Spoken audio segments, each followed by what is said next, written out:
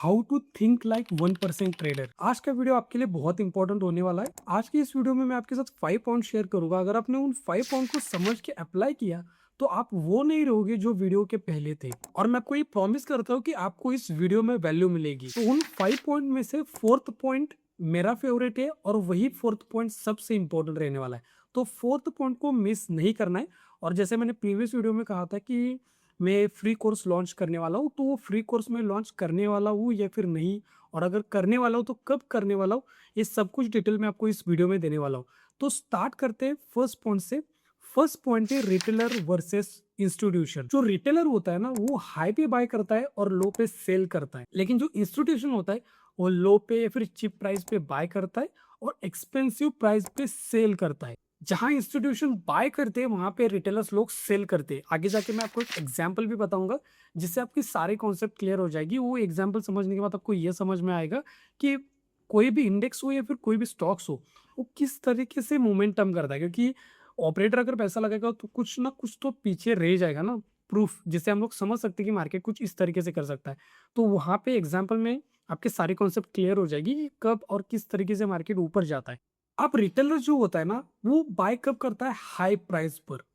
जैसे एग्जांपल बताता हूँ, और बैंक निफ्टी का एग्जांपल मैं आपको बाद में बताऊंगा, ठीक है। सेकंड या फिर थर्ड पॉइंट में मैं आपको एग्जांपल बताऊंगा वो। अब देखो, जो रिटेलर होता है ना, वो क्या करता है, हाई प्राइस पे बाय करता है। जैसे कि एक सिल्वर का एग्जांपल ले लो। सिल्वर के बीच में क्या चल रहा था, बहुत हाइप चल रहा था कि सिल्वर ऊपर जाएगा, ऊपर जाएगा, ऊपर जाएगा, ऊपर जाएगा। ज्यादातर लोगों ने बाय कहाँ पे किया, सिल्वर को टॉप पर। और जैसे ही टॉप पर बाय किया, रिटेलर लोग ज्यादा घुसे ना मार्केट में, सिल्वर ने देखो कितना क्रैश किया। यहाँ पे देखो सिल्वर कितना परसेंट क्रैश हुआ, 25% से भी ज्यादा क्रैश हुआ है।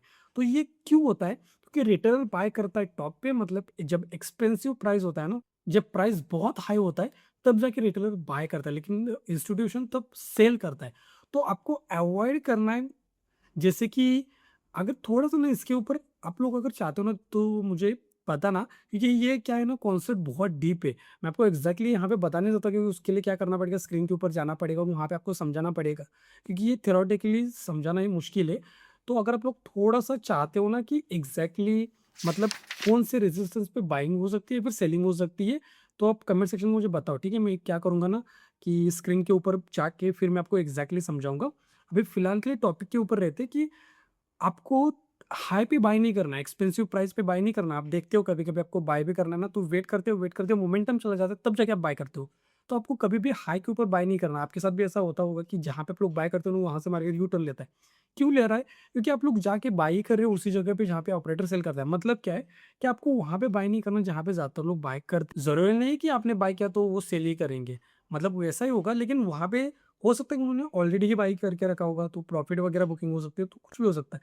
लेकिन वो हमारे साथ में नहीं बैठेंगे, तो आपको उनके अपोजिट करना पड़ेगा, रिटेलर के अपोजिट करना पड़ेगा, ऑपरेटर के साथ ट्रेड करना पड़ेगा। तो आगे एक एग्जांपल बताऊंगा, वहां पे आपकी सारी कॉन्सेप्ट क्लियर हो जाएगी। सेकंड पॉइंट है फॉलिंग नाइफ प्रॉब्लम।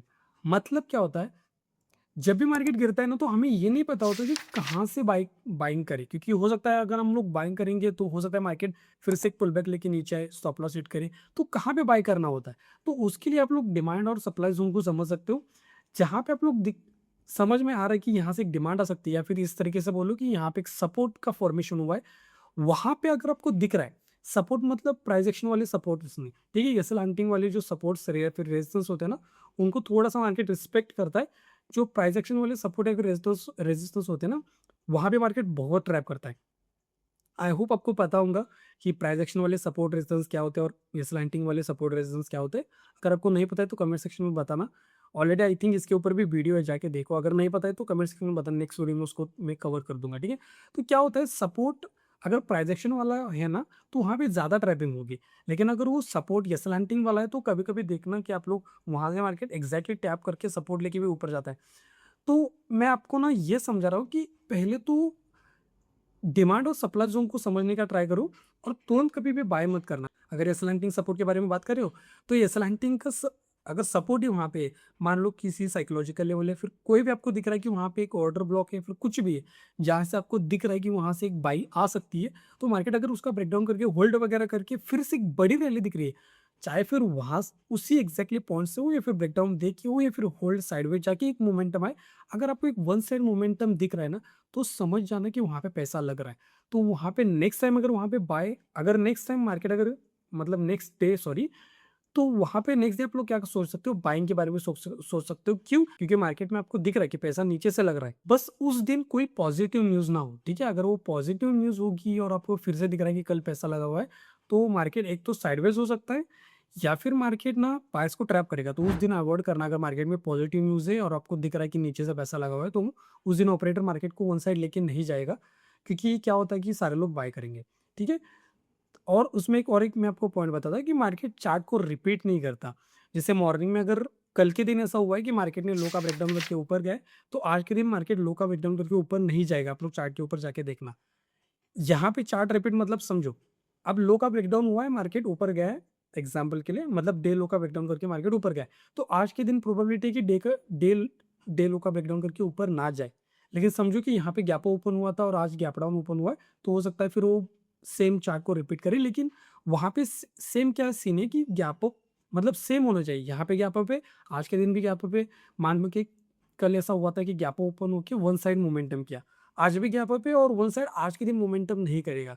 फिर हो सकता है वहाँ पे डे हाई का ब्रेकआउट नंबर ट्रैपिंग करे या फिर कुछ भी करे, लेकिन सेम चार्ट नहीं बना था मॉर्निंग में, ठीक है। स्पेशली मॉर्निंग में, आफ्टरनून वाला चार्ट के बारे में बात नहीं कर रहा हूँ, मॉर्निंग वाले जो चार्ट्स है ना उसके बारे में बात कर रहा हूँ। मैं आपको एक एग्जाम्पल बताता हूँ, जैसे मैंने आपको बताया था कि मैं आपको एग्जाम्पल बताता हूँ, मैं आपको एग्जाम्पल बताता हूँ, आपको समझ में आएगा। जैसे यहाँ पर देखोगे ना, तो 48,000 का यहाँ पे आपको साइकोलॉजिकल लेवल एक दिख रहा है। अब देखो मार्केट यहाँ पे थोड़ा सा होल्ड करता है। अब जो ये टाइम फ्रेम है ना, थोड़ा सा बड़ा टाइम फ्रेम है, 4 आवर्स का मैंने रखा है जानबूझ करके। अब यहाँ पे देखोगे ना, तो यहाँ पे मार्केट 48,000 से सपोर्ट लिया है, सपोर्ट ले और यहाँ से मार्केट ऊपर गया है। तो अब देखो, अगर उसको 48,000 से अगर वहाँ पे ऑपरेटर इंस्टीट्यूशन को पैसा लगाना है ना, तो मार्केट 48,000 के नीचे नहीं जाएगा, और जाएगा ना तो फिर से वो रिकवरी करके फिर से मार्केट ऊपर उसी जोन में आ जाएगा। या फिर यहाँ पे जो एग्जाम्पल है उसको देखो, 54,000 का, यहाँ पे भी देखोगे ना तो मार्केट यहाँ पे नीचे गया है छोटा सा, लेकिन फिर से वो 54,000 के ऊपर आ गया।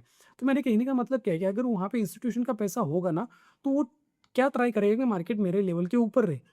इनकेस मार्केट अगर नीचे जा रहा है उनके लेवल के, तो पैसा लगा के फिर से उस जोन के ऊपर लेके आएंगे वो। उसको आप लोग समझ सकते हो कि नेक्स्ट टाइम अगर ऐसा कुछ हो रहा है कि साइकोलॉजिकल लेवल से मार्केट नीचे नहीं जा रहा है, उसको रिस्पेक्ट कर रहा है, ब्रेकडाउन करने के बाद फिर से ऊपर आ रहा है, तो समझ जाओ वहाँ पे पैसा लग रहा है, तो नेक्स्ट टाइम वहाँ से एक अप ट्रेंड आ सकता है। या फिर 58,000 का यहाँ पे देखो साइकोलॉजिकल लेवल, यहाँ पे भी आपको सेम ही दिखेगा कि 58,000 से मार्केट ऊपर गया, सपोर्ट वगैरह लिए, तो यहाँ पे पैसा लग रहा है। तो एक मार्केट ने मोमेंटम दिया, लेकिन जैसे 58,000 का ब्रेकडाउन मिला और मार्केट वहाँ पे सस्टेन नहीं कर पाए, तो अब देखो कि वहाँ से मार्केट ने क्रैश किया है। क्यों किया? क्योंकि वहाँ पे पैसा नहीं लगा। अगर पैसा लगता ना, तो फिर से वो 58,000 के ऊपर आता। तो वहाँ पे वॉर वगैरह चल रही थी, उस कारण मार्केट गिर गया। लेकिन कहने का मतलब क्या है मेरा, अगर वहाँ पे ऑपरेटर सच में पैसा लगाएंगे ना, तो मार्केट साइकोलॉजिकल लेवल को रिस्पेक्ट करता है, ब्रेकडाउन भी देगा तो तुरंत ऊपर आ जाए। थर्ड मिस्टेक है 1% वर्सेस 99%। अब यहाँ पे मैंने 3 क्लासेस में डिवाइड्स किए, ए, बी और सी। अब आप कमेंट सेक्शन में बताना कि आप यहाँ पे कौन सी कैटेगरी में हो, ए, बी या फिर सी। सी कैटेगरी में वो लोग आते हैं जो लोग गलती करते हैं, लेकिन उनको ये नहीं पता होता कि मैंने गलती भी की है। मतलब वो एनालिसिस ही नहीं करते खुद का, मिस्टेक को फाइंड आउट भी नहीं करते। और कोर्स के बारे में, जो फ्री कोर्स होगा ना, उसके ऊपर, उस टॉपिक के ऊपर बाद में बात करेंगे हम लोग कि कब होगा, किस तरीके से होगा, बाद में बात करते। तो सी कैटेगरी में कौन से आ गए? जिनको ये ही नहीं पता कि वो लोग मिस्टेक क्या कर रहे हैं, मतलब लॉस हुआ तो क्यों हुआ, मिस्टेक क्यों, मतलब मिस्टेक, वो खुद की मिस्टेक को भी एनालिसिस नहीं करते।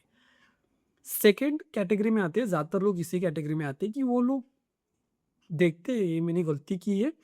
अब गलती को वो समझते भी हैं और समझते हैं, लेकिन क्या होता है ना कि गलती को उन्होंने फाइंड आउट किया कि ये मैंने गलती की है, लेकिन गलती वो क्या करते हैं कि फिर से वो ही गलती को रिपीट करते हैं।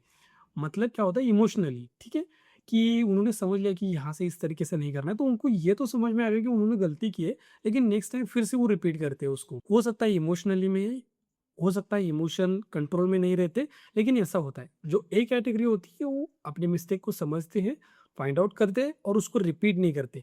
तो आप कौन सी कैटेगरी में हो मुझे कमेंट सेक्शन में ज़रूर बताना, देखते ज़्यादातर लोग कौन से कैटेगरी में है। फोर्थ पॉइंट है, trading is equal to probability game.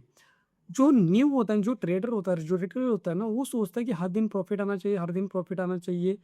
लेकिन जो एक प्रोफेशनल ट्रेडर होता है ना, वो सोचता है कि मार्केट अनप्रिडिक्टेबल है, तो कभी भी एक तरह से डिसाइड नहीं करता। वो सीरीज को समझता है, मतलब सीरीज पे देखता है या फिर मल्टीपल ट्रेड्स को देखता है। मान लो आपने मंडे को लॉस किया, ट्यूसडे को लॉस किया, वेडनेसडे को लॉस किया, तो आप फिर 3 ट्रेड को देखोगे और बोलोगे भाई मैं तो 100% मेरा तो 100% लॉस जा रहा है।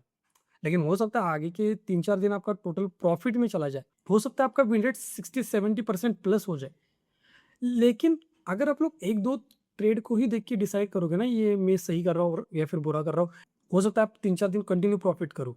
तो हो सकता है ना कि ओवर कॉन्फिडेंस आ जाए और वहाँ पे ही ज़्यादातर लोगों को लॉस होता है कि जैसे कि अगर लॉस हो रहा है ना तो लोग क्या ज़्यादातर करते हैं ना, लॉस हो रहा है, लॉस हो रहा है, लॉस हो रहा है, 4 दिन लॉस हो गए, तो क्वांटिटी को कम करते हैं। उसकी वजह से बचते हैं। लेकिन जब प्रॉफिट होता है ना 4-5 दिन कंटिन्यू, तो क्वांटिटी को इंक्रीज़ करने से बड़ा लॉस होता है।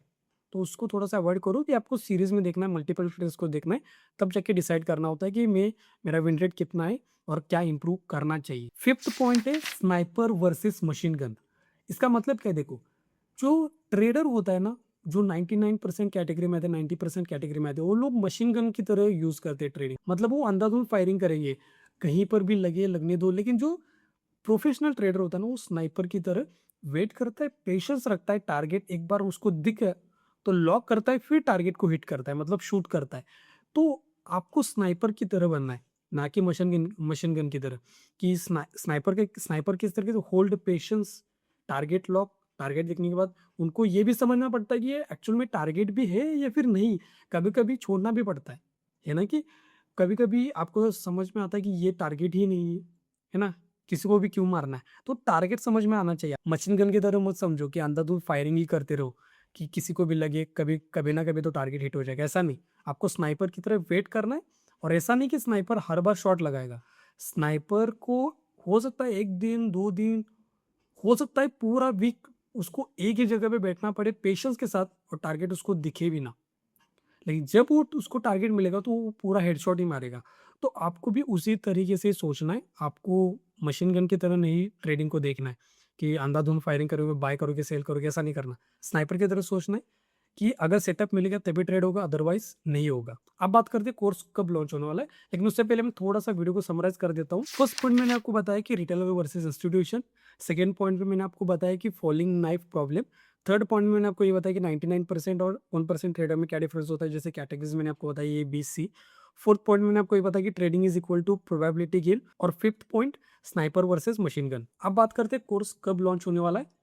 प्रीवियस वीडियो में बहुत लोगों ने कमेंट किया, तो दिल से शुक्रिया भाई लोग जिन लोगों ने भी कमेंट किया। बहुत प्यार आपको, आपने कमेंट किया और रिस्पॉन्स भी आपका अच्छा आया। तो कोर्स हमारा परसों से स्टार्ट कर दूंगा मैं। तो वीडियो की लेंथ आप डिसाइड करो कि वीडियो की लेंथ कितनी चाहिए, बस कमेंट सेक्शन में बताना। वीडियो कब आएगा वो मैं आपको बताता हूँ। वीडियो परसों से स्टार्ट करूंगा मैं। पहले एपिसोड 1 आएगा, फिर एक दिन का गैप होगा, फिर एपिसोड 2 आएगा। इस तरीके से मतलब एक अल्टरनेट डे पे मैं एपिसोड अपलोड करूंगा, ठीक है। एपिसोड 1 2 इस तरीके से कंटिन्यू करेंगे। और थैंक यू सो मच भाई लोग जिन लोगों ने भी कमेंट किया, मुझे बहुत अच्छा लगा। क्या आपको पता है कि 90% ट्रेडर्स लॉस क्यों करते हैं? उसके पीछे रीजन कोई स्ट्रेटेजी फिर सेटअप नहीं, उसके पीछे का रीजन है ट्रेडिंग साइकोलॉजी। तो अगर आपको ट्रेडिंग साइकोलॉजी के बारे में सीखना है तो जल्दी से इस वीडियो के ऊपर क्लिक करो। मैंने इस वीडियो में ट्रेडिंग साइकोलॉजी के बारे में डीप नॉलेज शेयर किया है। तो जल्दी से इस वीडियो के ऊपर क्लिक करो। मैं आपको इसी वीडियो में मिलता हूँ और आपको स्टेप बाय स्टेप गाइड करता हूँ भाई लोग। यहाँ तक वीडियो देखने के लिए भाई लोग थैंक यू सो मच। बहुत प्यार आपको। Thank you so much.